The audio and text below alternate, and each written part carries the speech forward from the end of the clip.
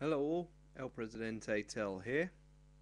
Now, 2012 marks the 30th anniversary of the Falklands War, and the only thing other than commemorations of the dead who fought in that conflict is the major story that has become the war of words between the United Kingdom and Argentina. In recent months, Argentina has threatened to reduce supply flights from Chile through Argentine airspace beyond once a month. A blockade of ships registered to the Falklands proposed by Uruguay to Mercosur, the trading bloc in Latin America, despite Uruguay not actually enforcing a blockade.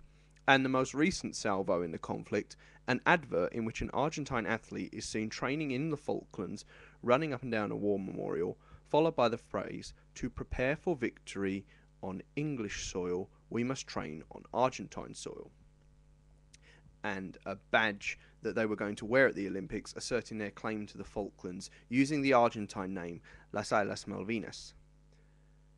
This advert that had been aired was run on behalf of the Argentine presidency and received very strong condemnation from the UK government, the UK parent company of the advertising agency that made it, and the International Olympic Committee, who do try so desperately to keep politics out of their sporting extravaganza.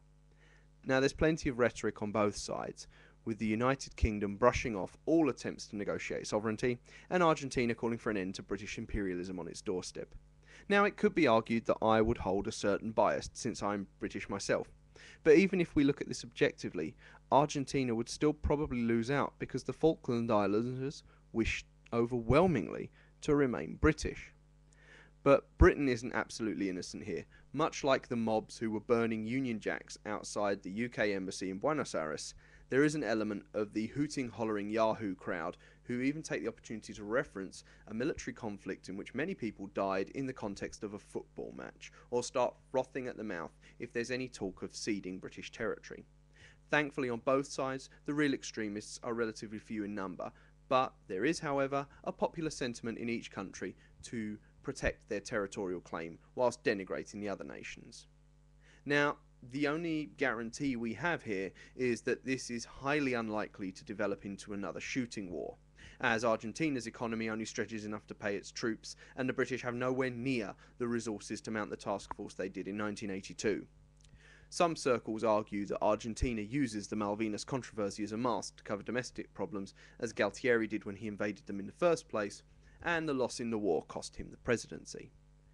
The charge of imperialism can be a little bit harder to shift. Britain took these islands in the 1830s, establishing a colony, which now numbers around 4,000. Argentina claims this is an imperial land grab and a vestige of old which should be dispensed with. Now, this could be considered a valid point, but I feel the use of imperialism against the UK is kind of like using slavery against the USA and the Holocaust against the Germans. We can all acknowledge the failings of past generations without having to be responsible for them. And whilst I acknowledge Britain occupied vast swathes of the planet, this particular region wishes to retain its status as British and their link to the United Kingdom. And that's all that should matter. A people's right to self-determination should be considered over economic pressures and diplomatic wrangling. Since the Falklanders wish to remain British for the time being, it looks as if Argentina will have to wait a little longer. Diplomatic talks could go ahead as a welcome step to thawing this chill, but in any instance, it's highly likely that Argentina could wind up disappointed. This is El Presidente Tel wishing you all love, peace, and liberty.